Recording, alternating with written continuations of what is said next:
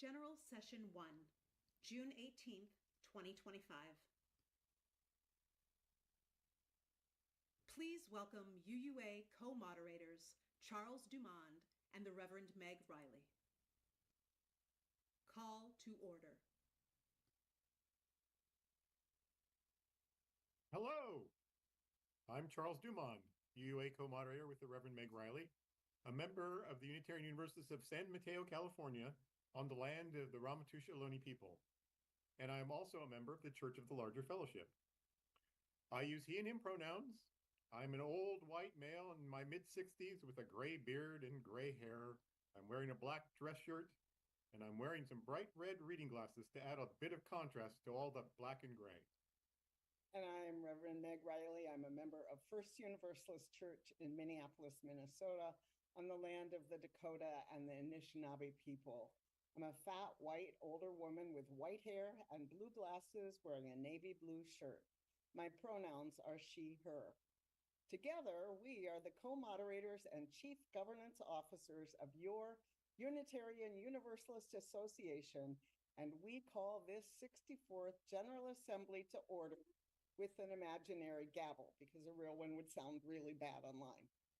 Today's business agenda includes, in the following order, a welcome from your co-moderators and the UUA president, an introduction to Meet the Moment, a business review and voting process video, presenting the rules of procedure, introduction to youth and young adult leadership and the GA care teams, which include the systemic justice team, chaplains, the conflict and covenant team, the accessibility and inclusion team, app moderation.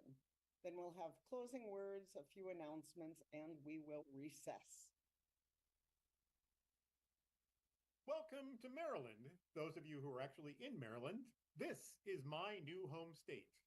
And yes, I just told you I'm a member of the congregation in San Mateo, California. It's hard to let go of something that has been your home for 30 years, and yet change is coming. These past years, I have often shared how I'm feeling as I come into this space. I've been a mixture of crispy and irritable and sometimes filled with gratitude. Today, I am like a holiday fruitcake with too many ingredients all mixed together: anger, grief, outrage, resilience, and yes, also gratitude. And dripped over the top is a thick coating of bittersweet chocolate, as this will be the last GA where Meg and I serve as co-moderators. After all the hard work of all of us board staff and delegates have done with Article 2 revisions over the last few GAs, we think we have a kinder business agenda this year. Only 2 business items to help set the stage for more bylaws work in the coming years. The Commission on Social Witness has been revitalized, and they are beginning the Congregational Study Action Issue process, which means you have a choice to make. There are 3 possible issues. You can read about them online, and we will discuss them in the general session tomorrow. And if Meg and I are leaving, you all need to elect a new moderator or co-moderators. There have been 2 online forums already, and there will be another one tomorrow at the end of the general session. Besides those business items, we will be inviting this assembly into deep reflection about what it means to put love in the center at this particular time, and who we can be if we harness our collective power to meet the moment we are in together as a nation and world.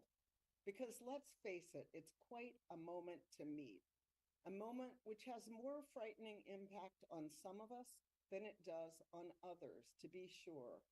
If your major trauma in this time is mental and your anguish is emotional, please create space to respect and offer care to those people who fear for their physical safety daily. People who took a risk flying here or who are online because it would not have been safe to come to Baltimore now. People who are afraid to go to work or to school or to the bathroom. These are hard times, and we need to find all the kindness we have to offer care to one another. Please allow others the space they need to be here in ways that feel good for them. I want to add my bittersweet feeling about this final assembly as co moderator with Charles. As I look back and reflect on these past decades, what they've been like in the United States and in the UUA, it leaves me amazed with what we have been through together, how much we've done, and how much we've all changed. Thank you for being here as witnesses and companions. Please wear a mask if you are on site. Masks are required at all GA-sponsored indoor activities that take place within the convention center and require GA registration. This includes areas like the registration concourse and the exhibit hall. Masks may be removed when eating or drinking for smaller informal gatherings or events not hosted by this General Assembly. Masking practices are determined by the organizers of those specific events. Our stage this week will feature an empty chair, as we have in the past, to name and honor those leaders who have joined the ancestors this year. We began this tradition when our beloved former moderator Jim Key died in 2017, and since that time we've lost two more former moderators, Alandria Williams and Denny Davidoff. There are so many more leaders who have died this year, and I invite you to name them now using the chat spaces where you are to share your love and memory and their name.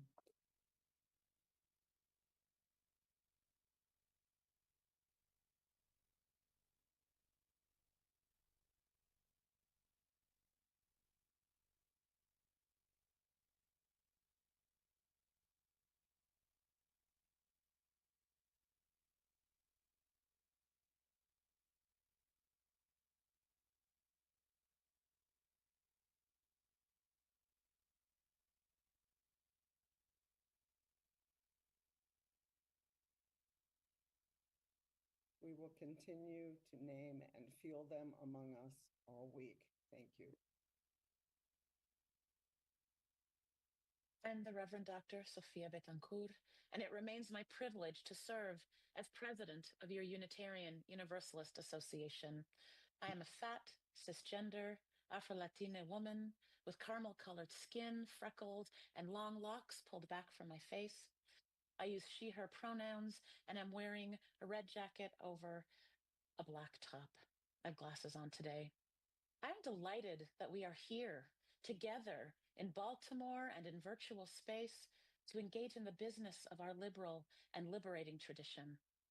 In times such as these, it is vital that we celebrate, connect, and live out the best of our values together.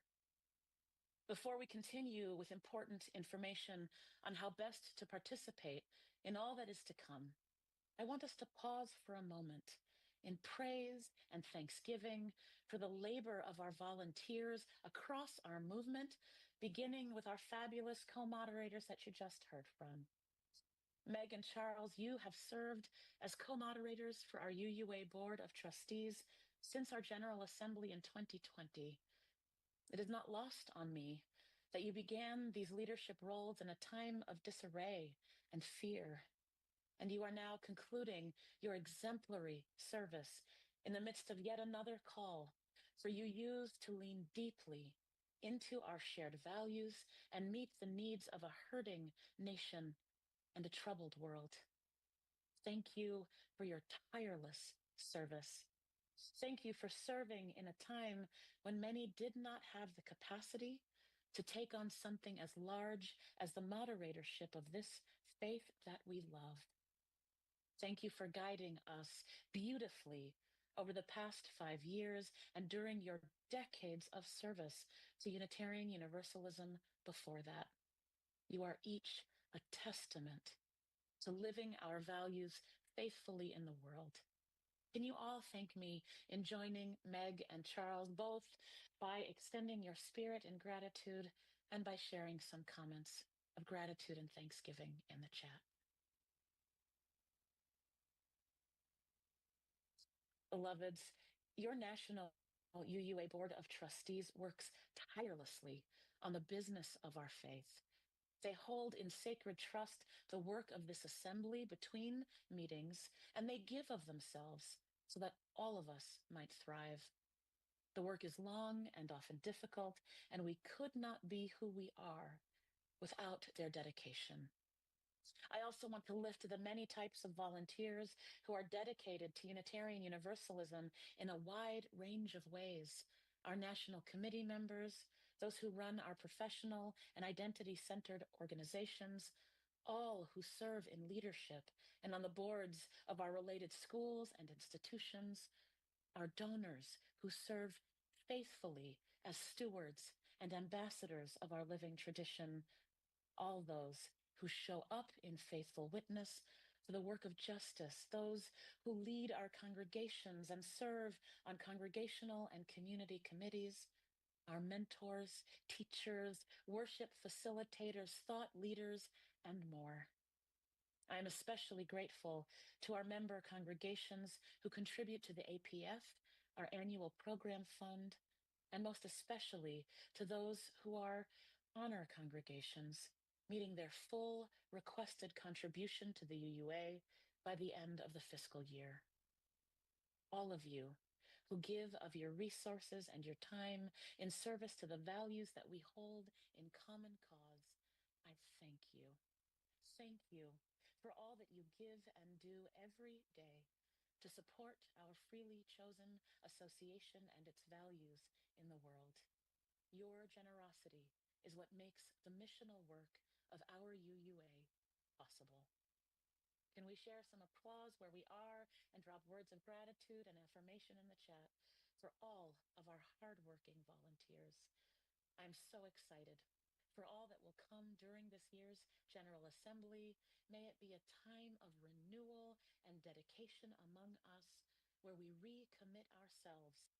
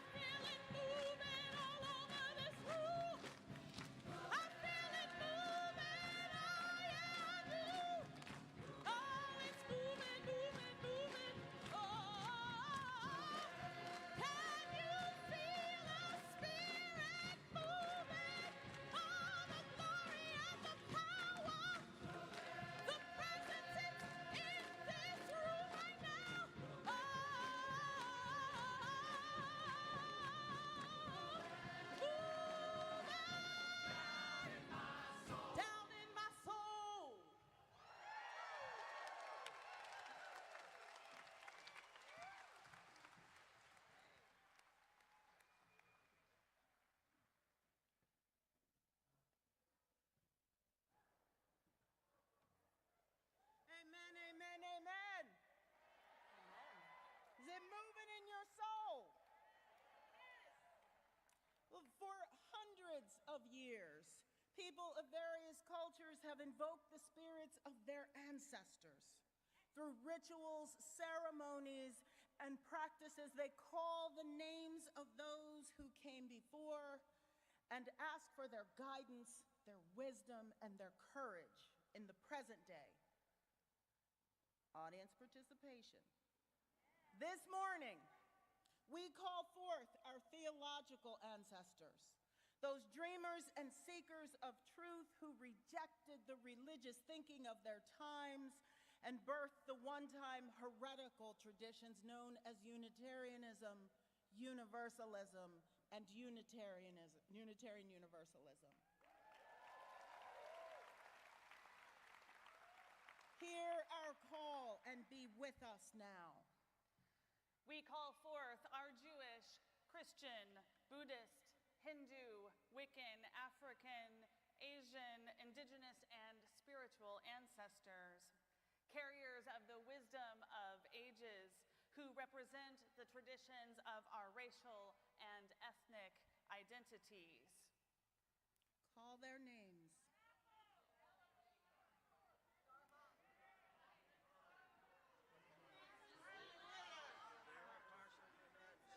Hear our call, be with us now.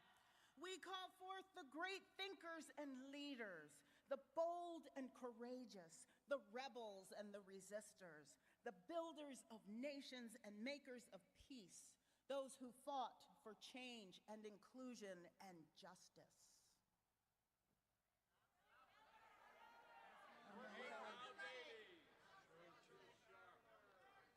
Hear our call, be with us now. We call forth the ancestors of our blood and of our choosing, those who brought us into the world and who, by their love and guidance, have loved us into the people we are today. Amanda Thomas, Kimberly Hampton. Hear our call, be with us now. Beloved ancestors, we, your children, the embodiment of your visions and dreams, the keepers of the flame of our faith, call you into this space to gather with us, to be with us now. And we welcome you, too, all of you, to the Sunday worship of the 64th General Assembly of the Unitarian Universalist Association. Come, let us worship.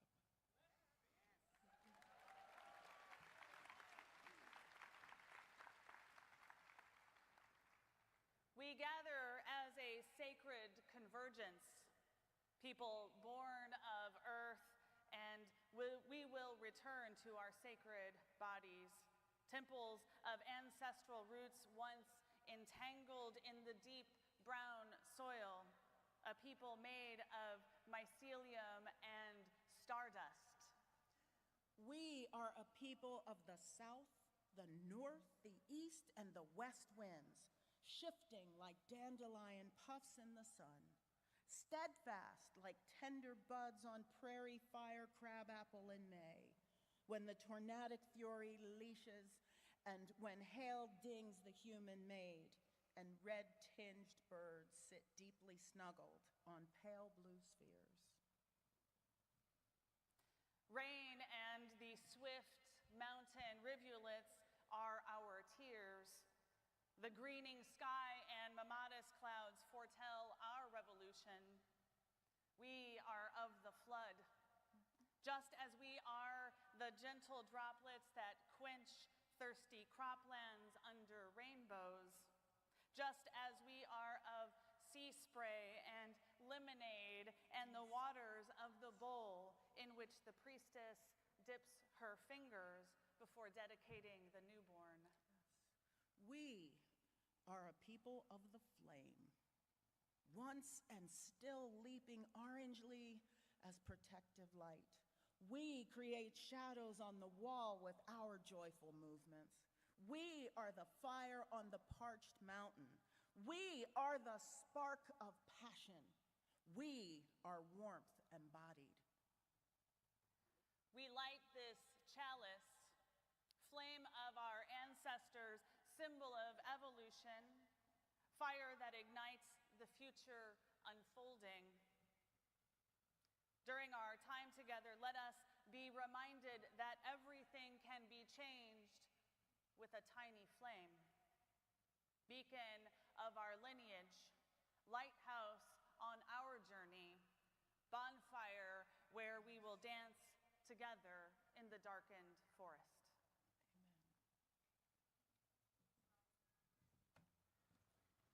Amen. Please rise in body or spirit and join us in our opening hymn.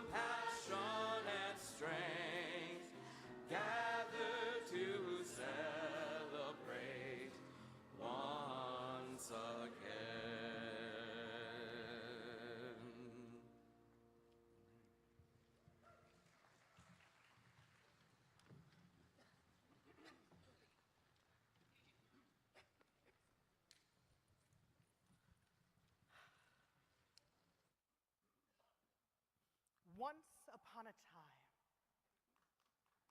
Oh. That's my favorite part. Can I do it again? And you can do it with me. It's so much fun. That's why it's my favorite part. All you have to do is put your hands up like this. Ready? Once upon a time. You're very good at that. There was a young person named Robin who spent every morning reading or watching the news. They liked to stay informed. Lately, though, staying informed was getting more and more difficult. See, every day there were news stories about despair and destruction. To help deal with the stressful news, Robin would play their flute and it would clear their mind. It usually worked. One day, though, no matter how much Robin played, it didn't help. Instead of the music chasing out the bad thoughts, the stressful news was chasing away the music notes as Robin played them. Then, Robin remembered what their grandmother always said: "The harmony of nature has the greatest power." So they went for a walk. And as they walked, they connected with the world around them, remembering they are just one small part of a larger web of existence.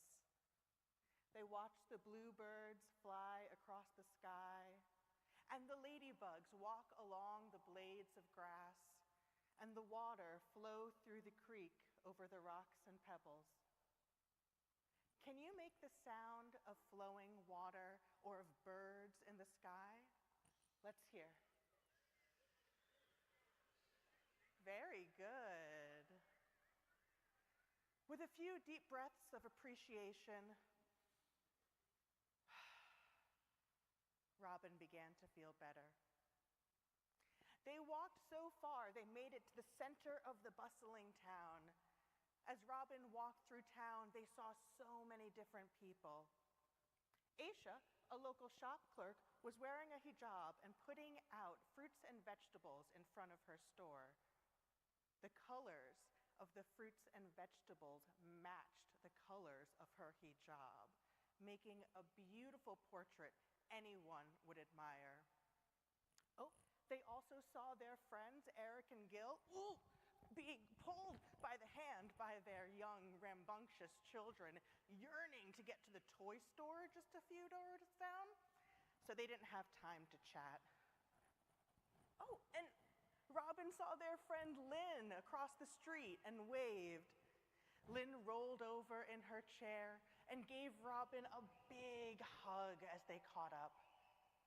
Can you give yourself a squeeze like you're getting a hug from a dear friend? Robin thought about how all these different people on this one street each had their own experiences and cultures. Robin felt blessed to be surrounded by such beautiful diversity. As Robin walked, they heard music playing, so they followed the sound of beginner musicians trying to find the right notes all the way to the local community center. They walked in and saw a group of children in a music lesson, learning how to play all these new exciting instruments. Robin smiled as they watched the children rejoice over all the different sounds they could make. Can you silently pretend to play an instrument? You can strum the guitar or rock the saxophone or even play the flute like Robin. Yeah, I see y'all rocking out there.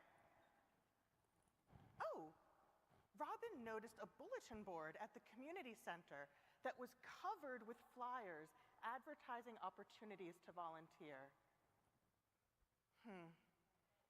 There's not much I can do about the news of the world, but look at all the things I could do right here. So Robin looked over the bulletin board and saw the community center was looking for a volunteer music teacher. Perfect. Robin signed up and felt the warm tingles in their body that meant they were doing something right. They felt the joy of connecting with their community, giving what they could, where they could. Robin left the community center and turned to see, a crowd of people of all ages holding up signs and chanting in front of City Hall. Robin learned that there was a big corporation that wanted to come and build a factory in their town. Now, the company promised to bring lots of jobs to the town, but the company also had a history of polluting the waters near their factories. So the crowd of activists were demanding that, but they also noticed something else too. They noticed they felt lighter than before. They felt the weight of the world off their shoulders. Instead of dwelling alone on the news of the morning, they opened themselves up to the possibility of what the day could bring. They reconnected with their community in nature and with people. They reflected on the world in a new way as they walked through town, allowing themselves to be changed by what they heard and saw and felt. Robin was grateful that they took their grandmother's advice to go outside. They felt connected to their past, grounded in their present, and hopeful for the future.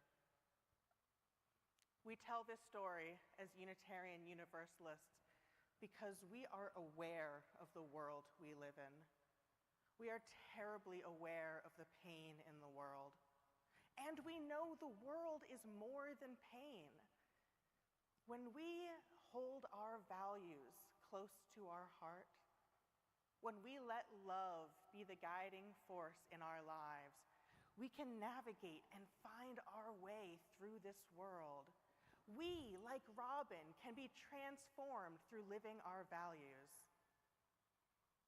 May we each feel connected to our Unitarian Universalist faith, not just on Sundays, but every day. Thank you.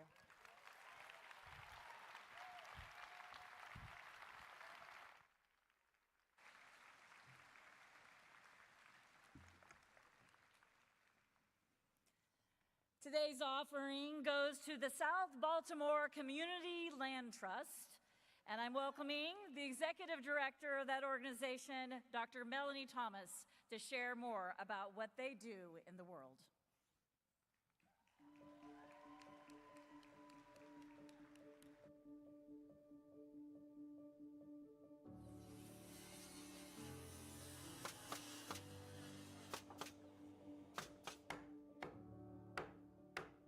People shouldn't have to decamp, move to the other side of a city or county or whatever to have good, clean, safe housing. In 2011, youth leaders at Benjamin Franklin High School formed Free Your Voice, a group dedicated to uncovering and looking at environmental injustice in communities. This group brought attention to what would have been the nation's largest trash burning incinerator being built. And we saw the victory in what can happen when community members come together. Through building community power and stopping what we didn't want, another toxic trash incinerator, we discovered what we did want.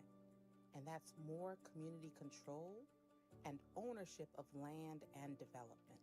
Every community deserves that. We formed this land trust in 2018.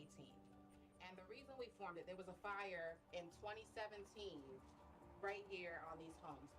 10 homes, those 10 homes on the block were displaced. From 2017 to 2022, 7 of those homes remained vacant. We now own 4 of those homes. That was why we started. We started to be able to help give the people that were displaced an opportunity to come back and own. So we now own half of the vacants on the block that we are redeveloping. We need all those that have endured all the hardships. We have to be on that side of developing and building where we can say we have agency in that. And then what does that do? People take ownership the more that they're involved. So we have a lot of work to do, but we can do it collectively. We are no good if we are not together. And that's everyone, putting differences aside, coming together for a common goal of having a community that we can be proud of.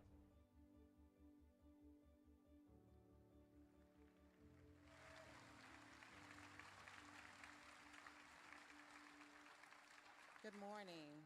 Thank you all for having us, for your service, for your dedication, for continuing to be the hands and feet in and through the communities and places where you live, worship, and serve.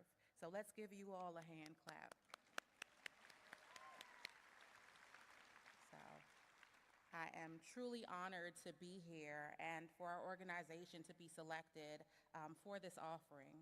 As you heard in the story, we are doing development, but focused on development without displacement. We believe that the people most impacted should benefit from improvements coming to their community. And we are, thank you. We are actively doing all of that.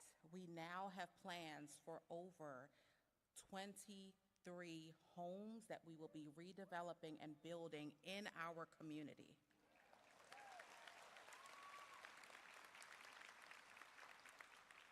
And your offering today is going to go towards a wall. We bought a building that will be our future office, and it's going to be called the South Baltimore Environmental Justice Center. And we need to raise over $100,000 for this, to repair the wall, to get it in good condition, for a mural that we will be putting in the community as a reminder of the history of and how we started and where we're going and what we are looking to do. So thank you all again for your donation, whether it's through time, prayers, or whatever it is. We need it and appreciate it. And we thank you again for choosing us this day. Thank you.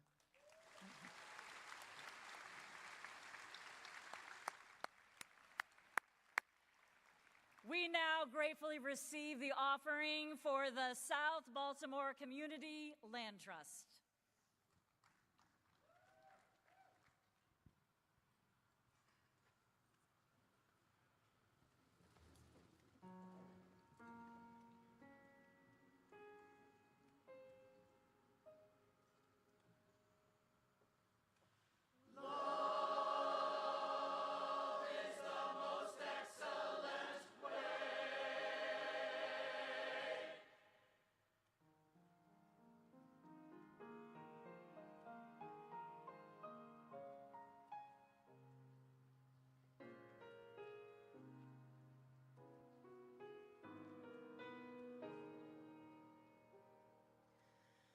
Though I speak in the tongues of earth and heaven, and have not love, and have not love, I am a clanging bell or a noisy cymbal. I have not love, I have not love. And if I prophesy and understand all mystery and knowledge,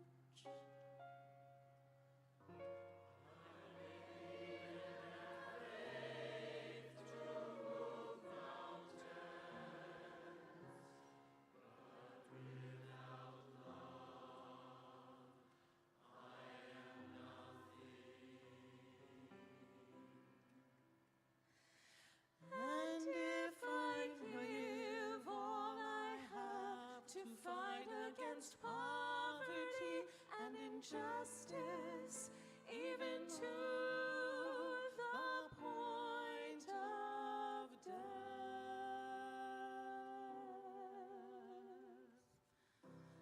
Without love, there is no gain.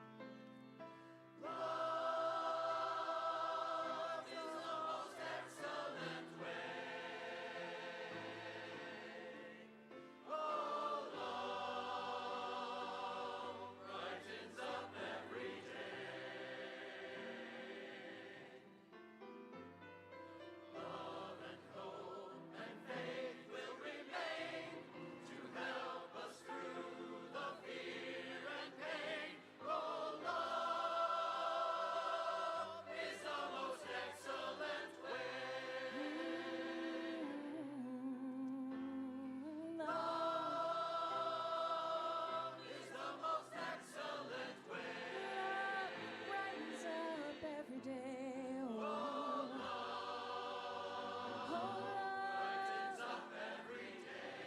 love and hope and faith will remain. Love and hope and faith will remain to help us through the pain. Oh,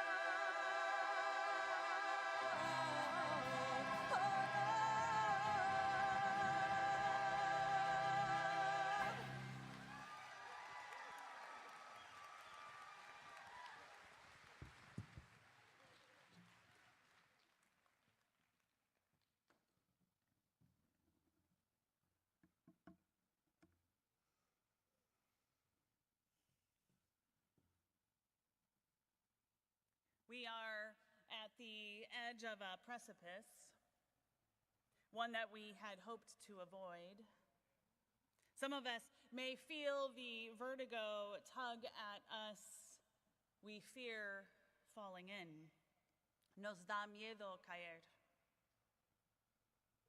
There are others amongst us who fear not the falling, but being pushed into that deep crevasse.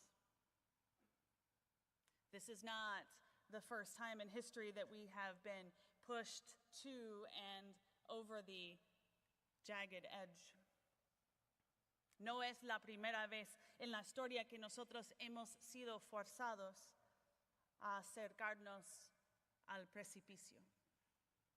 This is not the first time, but it feels like the hardest. So much is at stake. Hay demasiado en juego.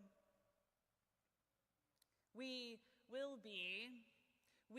here are a sanctuary for one another. Somos un refugio unos para otros. Please join me in a moment of silence. Observemos un momento de silencio compartido.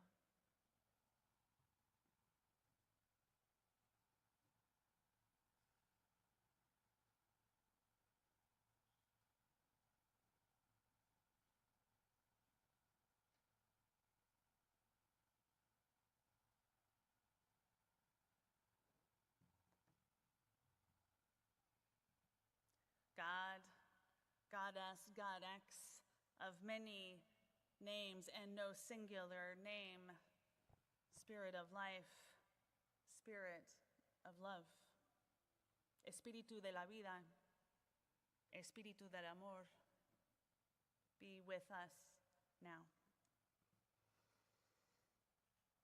Help us hold this sanctuary for ourselves and for others who might not be able to hold it for themselves. Ayúdanos a crear refugio para nosotros y para los que no pueden. For our beloveds who are gay and trans, queer, gender nonconforming, we affirm you. We love you. A nuestros amados gay y trans y los que tienen géneros expansivos, les amamos a todos. To our immigrant siblings, we are glad you are here. We are made better by you. We are you. We support you. We love you. A nuestros hermanos inmigrantes, estamos agradecidos por su presencia. Hacen que nuestras vidas sean mejores porque somos también inmigrantes. Los amamos a todos. For women and those of us with uteruses or bodies that face legislation and control, we honor you and we will fight with you. We love you. A las mujeres y a quienes tienen úteros, las honramos y lucharemos a su lado. Las amamos a todas y a todes. To our Black, Indigenous, and other siblings of color, we affirm that this is not your first betrayal. We celebrate you and we are accountable to you. We love you. A nuestros hermanos indígenas y de color, afirmamos que no es la primera vez que han sufrido traición. Los celebramos y los amamos. To those of you who have lost homes to fires, floods, tornadoes, and drought, we will be like the cooling rain. the hands that construct a bridge. We will nourish you today and for days to come. We love you. Para los que han perdido sus hogares en los incendios, las inundaciones, tornados, sequías, seremos la lluvia que aplaca, las manos que reconstruirán su refugio, un puente. All of us here are a sanctuary against retribution, control, extermination. We are resistance. Somos la resistencia. All of us here are a powerful sanctuary, one that provides a foundation, comfort, joy, a place from which we drink the elixir of resistance, resilience, and where we may also stoke the forging fires of our faith.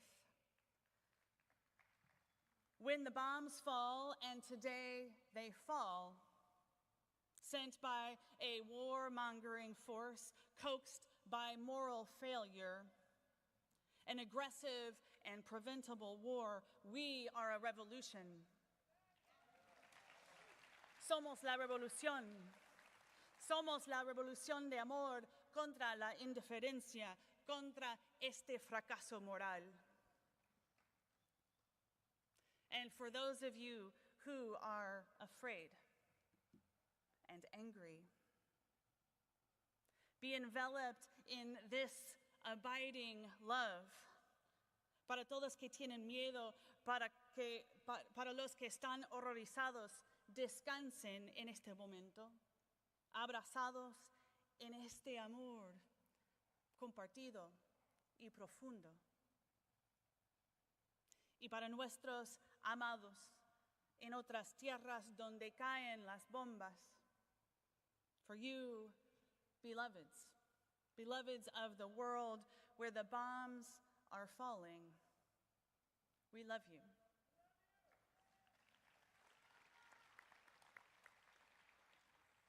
All of us here are a sanctuary to nourish, fiercely love, and fight for, not with, fight for one another. Somos el refugio. Hoy nos lamentamos y mañana continuaremos la lucha de salvarnos del precipicio y de protegernos para que nadie sea arrojado. Today we may lament, but tomorrow we'll continue to pull ourselves away from the precipice, and we'll fight to protect others from being pushed in. Bendita sea. Amen.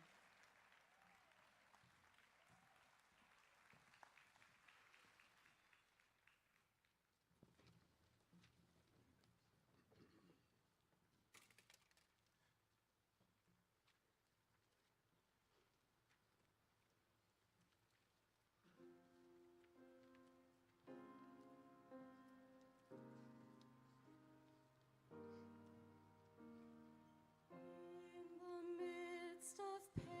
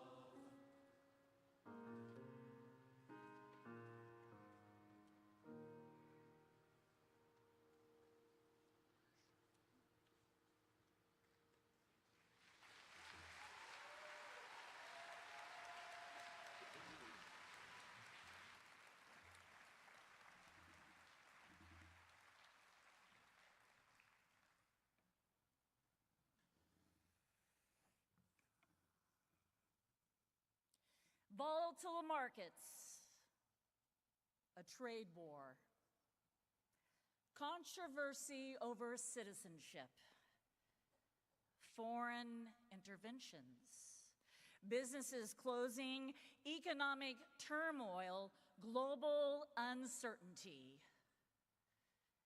1815 was a pivotal year for the United States. And his colleagues anticipated a better, if not calmer, year. They were wrong. A different kind of fight was gaining momentum, a fight not waged with cannon, fire, and bayonets, but with convictions and ideas that would revolutionize American religious life forever and give a name to a growing body of religious liberals. What had become known as the Unitarian controversy had erupted in 1805 with the election of Henry Ware Sr. as the Hollis Professor of Divinity at Harvard College. Ware and a growing number of Congregationalist ministers were challenging core Calvinist doctrines, including original sin, the nature of salvation, the interpretation of the Bible, and the Trinity. And many of their parishioners were embracing this emerging liberal theology. It was a quiet revolution that was never meant to be a revolution at all.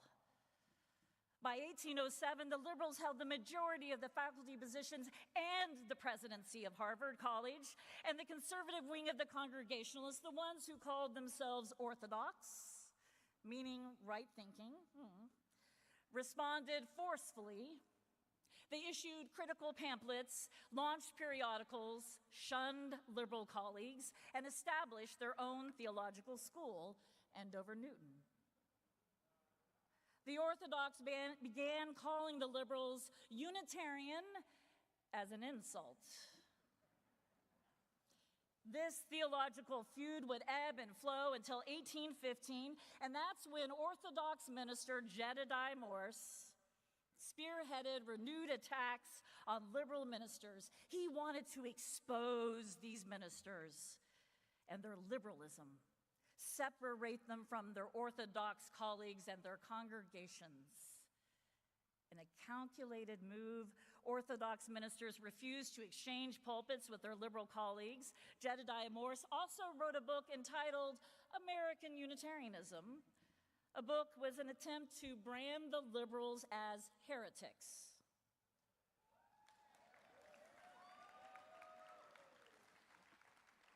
By associating them with an English form of Unitarianism, the intention of these efforts was to isolate the liberals, and instead it consolidated their resistance. And so from his pulpit at Federal Street Church in Boston, we now know as Arlington Street Church.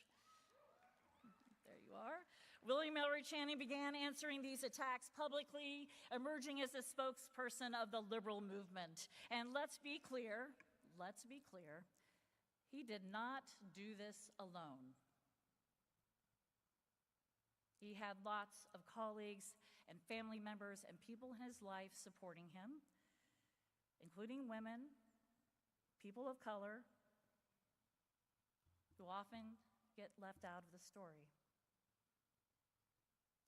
Then, in this very city of Baltimore, on May 5th, 1819, Channing delivered the ordination sermon of Jared Sparks at the newly gathered First Independent Church of Baltimore.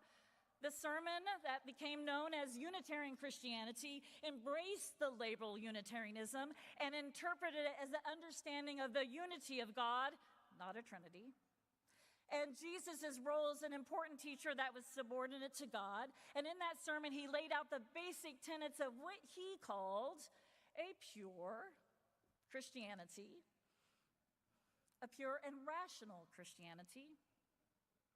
It was a theological declaration of independence. Even after the Baltimore sermon and embracing the label Unitarian and redefining it, even after Channing helped gather a church in New York City, even after the court decision in 1820 when that church property was awarded to many of the liberal leaders and congregations, the Unitarians resisted creating a new association, or at least it seems like that. Many of the liberals were not ready to fully separate themselves from the Congregationalist body. It would take 6 more years before the liberals formally organized themselves into an association. And yet, the liberals were organizing all along. They had created periodicals like the Monthly Anthology and the Christian Monitor. They had established clubs and ministerial organizations and associations like the Evangelical Missionary Society. A circle of Boston liberal ministers had joined together to hire ministers at large, including Joseph Tuckerman, to serve the poor and those in need. That is community ministry, my friend. And in May of 1820, Channing invited liberal ministers to meet at his church to develop an organization for mutual support. They called it the Berry Street Conference. We know it today as the Berry Street SA. And yet, the younger generation, did you hear me? The younger generation of liberals still sought stronger connections. At the meeting of an anonymous association, that was really the name, the Anonymous Association, an organization of liberal Boston ministers, young Unitarian ministers like Ezra Giles Gannett, and Channing's assistant minister, by the way, and also Henry Ware Jr., his father, senior, was the one back at the Unitarian controversy time. They and others decided that they could not wait any longer, and they took it upon themselves to design an organization to support Unitarianism in New England and beyond. And so in May of 1825, at the Berry Street Conference, the American Unitarian Association was born.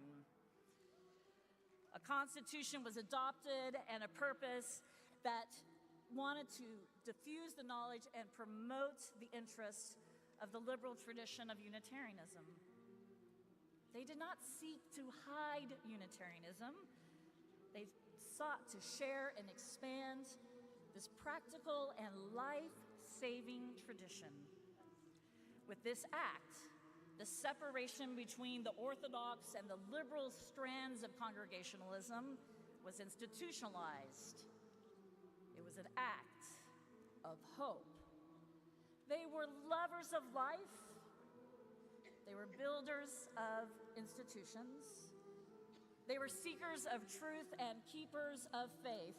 They are our ancestors, and we are their hope.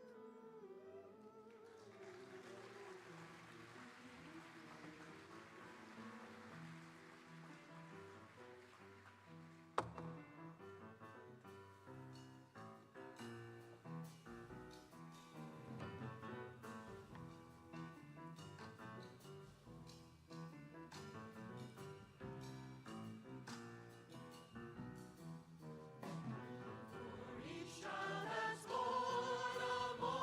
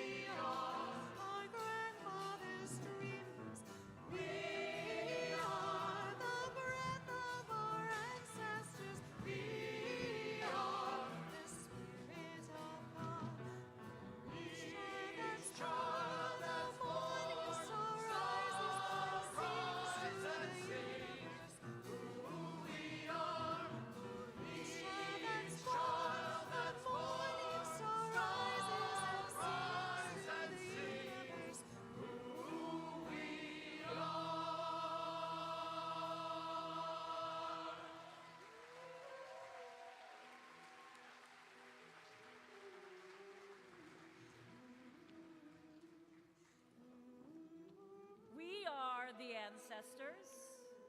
We are our grandparents' prayers, and we are our grandparents' dreams. We are the breath of our ancestors, and we carry the spark of the divine within us. We carry the weight of unfinished promises and unrealized dreams. We are the ancestors of tomorrow. And what kind of ancestors will we choose to be?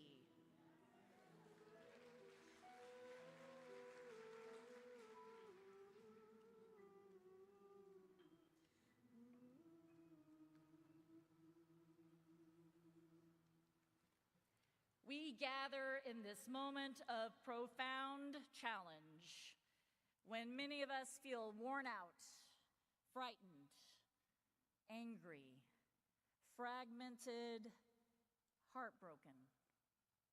What we hold dear, freedom, justice, diversity, pluralism, equity, inclusion, reason, peace, and love are facing alarming attacks.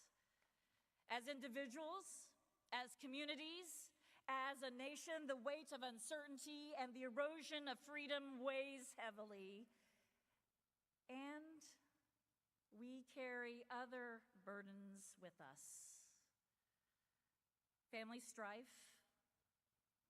a layoff, a breakup, a bad diagnosis, a denial or erasure of who we are, friendships broken, loss and separation. And in this moment, volatile markets, a trade war, controversy over citizenship, foreign interventions, businesses closing, economic turmoil, and global uncertainty. And we too face a rigid orthodoxy, and it's called white Christian nationalism. An orthodoxy that seeks to establish what our founders rejected, a theocracy that would silence the very freedom they fought to protect and couldn't even fully imagine the impact of what they were saying. That foundation, the foundation what this nation was started from, and this religious tradition, it's under attack. They're trying to silence us. We live in the times that Quaker activist Parker Palmer calls the tragic gap, the space where between the hard realities around us and what we know is possible. We can imagine what Martin Luther King Jr. called the beloved community. We can envision what writer James Baldwin demanded, a more humane, connected, and just world. Our ancestors had dreams, and so do we.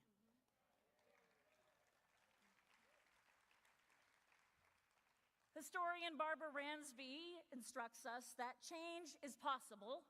Change is possible, and transformation begins in our individual and collective imaginations, where we look out where we can already see and do the impossible, imagine something we have not yet seen. She tells us, Barbara Ransby tells us that revolution begins with a dream. And at the end, we must fight for it. We know the possibilities exist because we have experienced them in moments of profound connection and acts of justice that bends the arc towards love, although right now it feels like someone's trying to pull it the other way, in communities that held space for the full humanity of every person. And yet we also know the gaps. We know the gaps in our history and ourselves. As my beloved colleague, Abi Jamamachi, reminds us, we practice an aspirational faith that frequently, if not routinely, has not lived up to the fullness of what it preaches.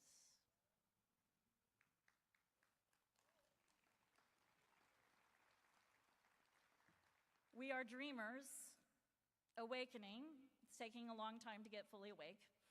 We are dreamers awakening to the hard work of making dreams real. Bear with me for this next part. I think I can get through this. This year has taught me something profound about the relationship between dreams and loss, between what we inherit and what we leave behind. 6 months ago, my husband, Frederick, died after 13 months of living with terminal cancer. Now, we had time before he died, time to speak of the past, time to reckon with the regrets and mistakes, time to recall the shared joy, time to dream of a future that would not include his physical presence. But we would continue to be shaped by his love and dreams. We dreamt that together. You knew about this moment, by the way. I have been reflecting what it means to be alive in this moment, to survive the loss of a partner, to be more than 25 years in my Unitarian Universalist service as a minister, 13 years at Meadville Lombard Theological School, and more recently, having the opportunity to serve my local congregation, All Souls Unitarian in Tulsa. I've been thinking about how to reckon with this moment in my life, and also what's happening to us in this nation, and how Unitarian Universalism is caught there in between. How do we live into this moment when there is disappointment and broken dreams? How do we be a part of this movement that's more than just surviving as Unitarian Universalists? In my conversation with Frederick, I learned that grief and hope are not opposites. They are partners in the sacred work of remembering and imagining. When we grieve because we have loved. When we dream because we have hope for the future. What does it mean to be the people who inherit our ancestors' legacies, both the legacies we know of and the legacies that have been silenced? What does it mean that they were both flawed and full of promise? And how do we carry these legacies forward when we ourselves are flawed and full of promise? Our bicentennial for one part of our tradition, Unitarianism, calls us to reflect on the past, all of it. The celebrations, the leadership, the breakthroughs, and the mistakes, the failures, the places where the injustice prevailed. We must never forget where we have failed. We must never forget so that we can hold space to honor the grief, the loss, the missed opportunities, and to do something about it. We also hold tight our inheritance of this life-giving, saving, loving faith tradition. And even as we reflect on the mistakes, this is the both and, my friends. We must still honor the leadership, the creativity, the adaptability, the imaginations, the possibilities of so many who came before us. Otherwise, we wouldn't be here. Let me know you're here. Let me know you're here. Yeah.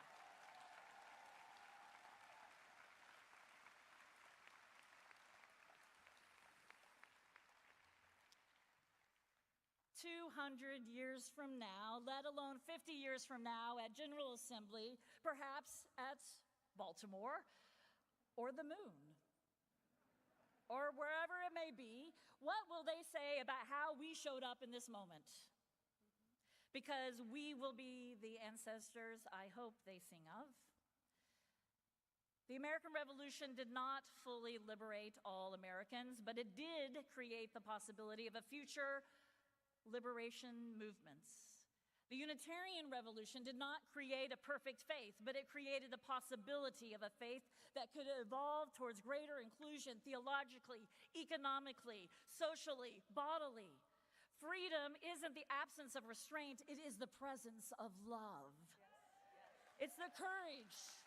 It's the courage to remain open-hearted even after the loss, even after the brokenness, even after the shattered dreams. It's the willingness to keep on dreaming even when we have lost what seems like our hopes.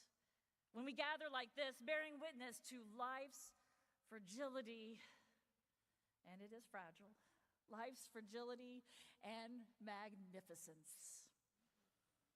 Freedom is never finished. We will be the ancestors that are going to be spoken of.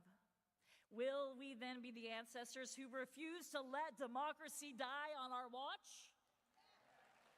Will we be the ancestors who insisted that no single religion dictates the truth?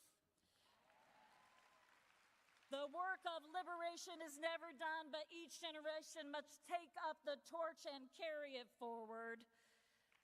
Remember, yes, remember in these tough times where rights are being denied and where the clouds of war are on the horizon, where fundamentalism is on the rise and your health and your loved ones' well-being is at risk, Unitarian Universalism must be both a rallying cry and a refuge. We offer sanctuary for the soul and summons to live our values of love and justice out in the world. But we know it. In order to do this, we have to have depth.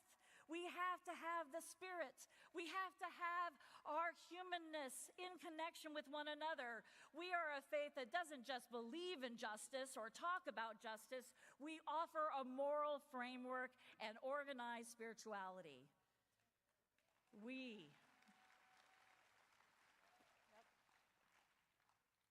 have a courageous history, a history of engagement that's so courageous. And we must not neglect to remember to offer space for spiritual healing and growth. And if you don't have that in your community right now, and you recognize that, then you are part of what is going to be the people gathering to make that happen. We need these spiritual roots, or however you translate that word, those spiritual roots through our music, our poetry, our words, our meditations, our prayers, sermons, and songs that feed us. Feed our sparks of the divine, feed the Spirit in our communities so that we can not only transform ourselves, but then go out and transform the world. We need that fuel, yes, that fuel of healing, that fuel for growth. We need this because bell hooks reminds us that we need each other when she told us, rarely, if ever, are any of us healed in isolation. None of us do this alone. Looking back at what happened 200 years ago when Jedediah Morris tried to brand the liberals as heretics and isolate them, something remarkable happened. Instead of scattering in fear like leaves before the storm, they planted seeds that would grow into strong sequoias. They did not retreat. They advanced and they consolidated their resistance. They organized. Channing's Baltimore sermon became their battle cry. Speak your truth boldly, prove all things, and hold fast that which is good. They created periodicals to carry their new theology across the land. They established clubs where like-minded individuals could meet and create caring communities. They sent ministers at large into the city streets to serve the forgotten and the forsaken. They formed the Berry Street Conference, creating sanctuary for souls under siege. They did not wait for permission.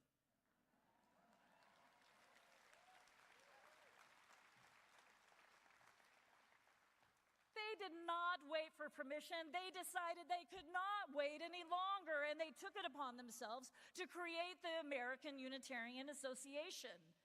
And when they accomplished this, they went from defense to offense, reaction to creation. This pattern is written in our spiritual DNA. Feel it, know it, act on it, live out of it.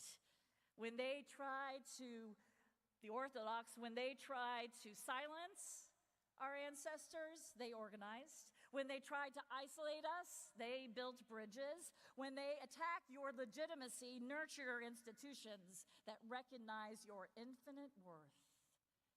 Communities where you can bring your entire beautiful self. The same fire that burned in their hearts burns in ours today. They are all around us. We called them in this room this morning and online. The same courage that moved them to action calls to us now. We are not here by accident. We are the living legacy of those who refuse to be silent, refuse to be diminished, refuse to surrender their liberation and the liberation of others. The future is calling us now. We are the hope of the ancestors, the ones who came to Baltimore more than 200 years ago, the ones before them, the ones who came after, so many who have been there and helped us expand and understand how big our love is, how grand and large our freedom is. In this moment, friends, don't be afraid. Don't stop organizing. Don't stop dreaming. Don't stop loving. Friends, this faith matters. Your congregations, your communities matter. Your dreams matter. And the things we choose to do and say in the months and years ahead matter.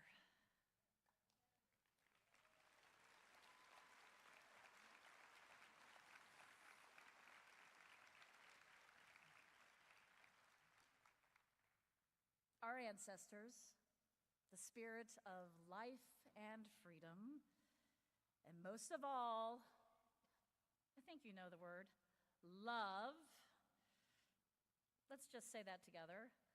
Love is holding us, is carrying us, is inspiring us, is putting our hope in us.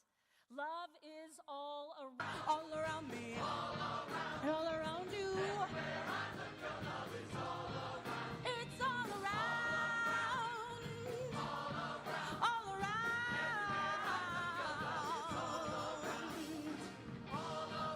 all around, all around. It's all around me, it's all around you, yeah. I look, your love is all around. Hey, hey, baby,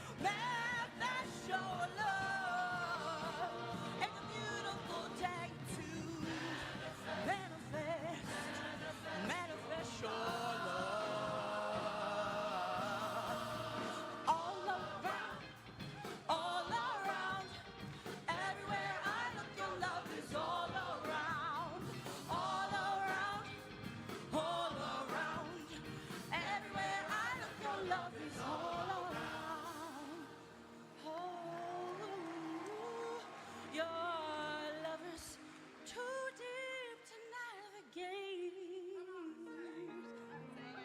and it's too high to climb, but still, it's available. Time after time, after time, after time, after time, your love, it lifted me. It's too deep to navigate, and it's too high to climb, but still, it's available. Time after time, after time.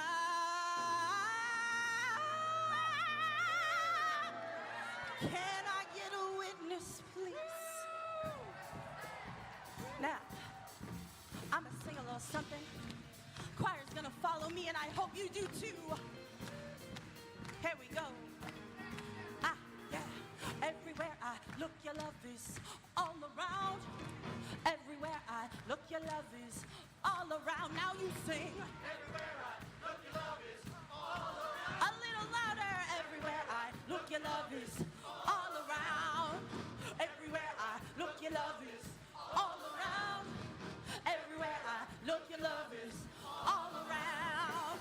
All around. All around.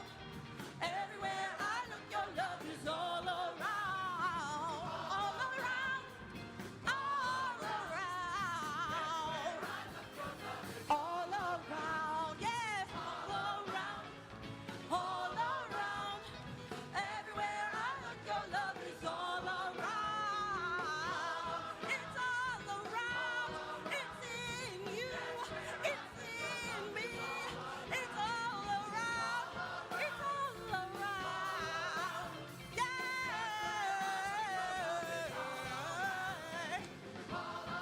All around. All around. Your love is all around. All around.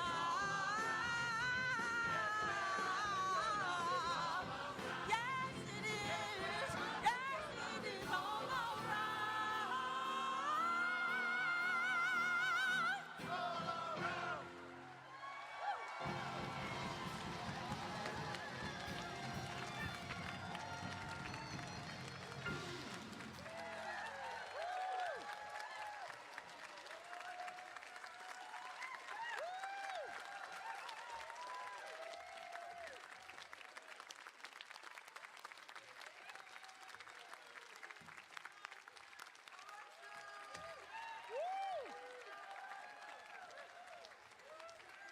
Everywhere I look, your love is all around.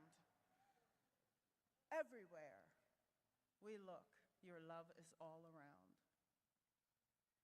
We understand that during the offering there was a technical issue with the information on how to give, and it is important that we do give. So we are going to put up the information for the South Baltimore Land Trust on the slides after the service. You're welcome.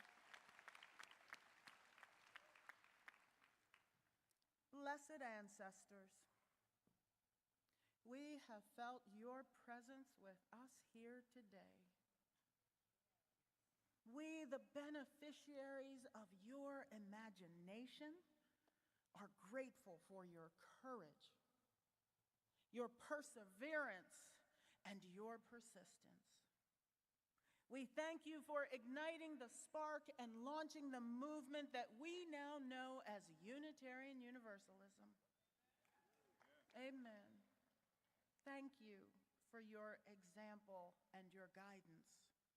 We release you from this space, affirmed in the belief that you are always with us, part and parcel of who we are as Unitarian Universalists.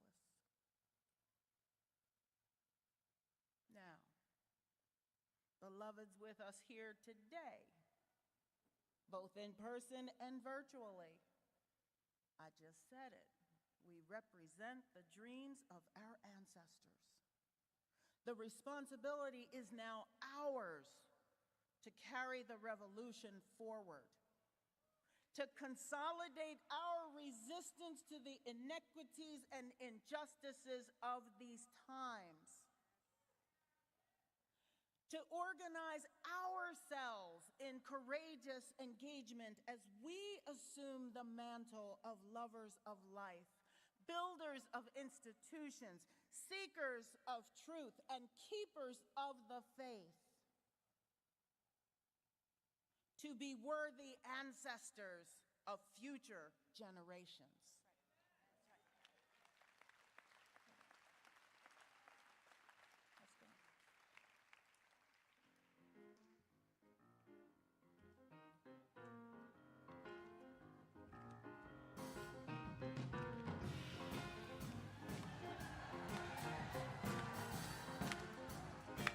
Sing with me. People, keep on learning. Soldiers, keep on warring. World, keep on turning, 'cause it won't be too long.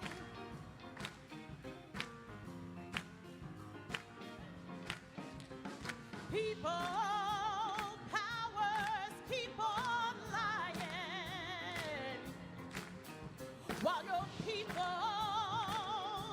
they keep on dying. World, keep on turning, 'cause it won't be too long. No, it won't be too long. So no, I'm sorry, glad he let me try it again. 'Cause my last time on earth I lived a whole world of sin. And I'm so glad I know more than I knew then. Gonna keep on trying till I reach the higher ground.